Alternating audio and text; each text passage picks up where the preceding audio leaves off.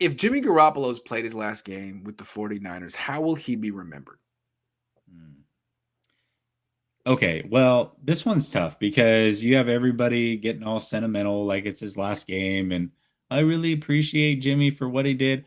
I'll say this. He really has been a pro's pro. I've said this before. There's a lot that happened this season.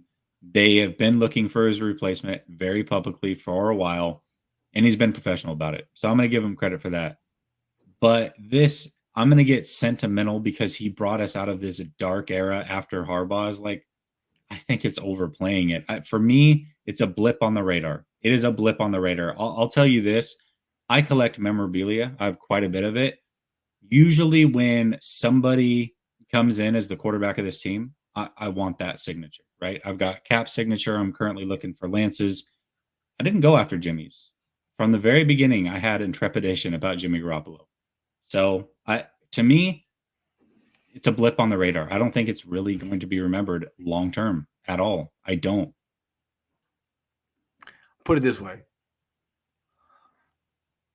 Got to give him credit that he blocked Kirk Cousins from being a 49er. Kirk Cousins, for all, I mean, could have been getting 35, 40, 45 million fully guaranteed a year from the 49ers. And Jimmy didn't even know it, but he blocked that from happening. So that's a good thing. I mean, we don't know what would have happened to Kyle and John had they not made this trade. But it's possible. I mean, they were 1-10, man. It's possible that they were going down in flames. And although Jimmy wasn't elite, top 5, top 10, probably not even top 15, they both got extensions.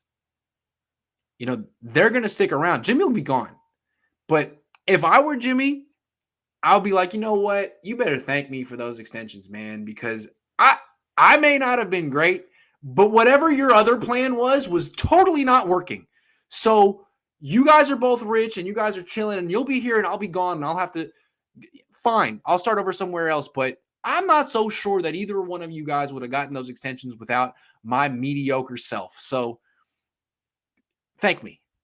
He's a winner. He said it. But here's what I'll say. If a story is written about Jimmy G 20 years from now, I think there will be more emphasis on being a high profile backup for the greatest quarterback of all time, and more emphasis on whatever the rest of his career that's about to be written after this than Dude, if anything he had been in drafted between. by Cleveland and hadn't had that association with Belichick and Brady, who would he be right now? Who would he be right now? Yeah. He would be Baker Mayfield. No. Baker Mayfield was the first pick in the draft. It's true, but Baker Mayfield's about to be a backup somewhere. Jimmy was a late 2. So I mean, the only reason he has this mystique is because he was marketing hype, marketing. Tom Brady's heir apparent. What if you were drafted by Jacksonville? Or, right. You know, any other, you know, Cleveland, Atlanta. Who would you be right now? Because not only was he decent, right? Or they thought he was good and he showed flashes, but he was good looking, just like Tom Brady, right? Tom Brady's good looking. Jimmy Garoppolo's good. Like they had that in common. And so that along with spurts of good play, you start to think, oh my gosh, like this is the next it. This is the guy. Garoppolo needs to go now. Start Trey, see what he's got, because Garoppolo's definitely isn't going to do it for us. Evergreen comment. You could have sent that 6 months ago. Yep. I'm with you. I agree. Evergreen means it's always ripe and cogent and topical. Davis Holman says, keep asking the tough questions, Grant. I'm trying. Jesse, I agree with you on your Trey stance. Why does Jack Hammer seem like he's become a Trey hater? That's a better question for Jack. Yeah, I was going to say, tune in tomorrow night, Hammer and Nails, over on Jack Hammer's show, and ask him that question. I bet you. I respect Jack trying to. Nah, I'm not going to condescend. I'm not saying that. I respect Jack having his own opinion on this. It's entertaining. It's at the very least, it's entertaining.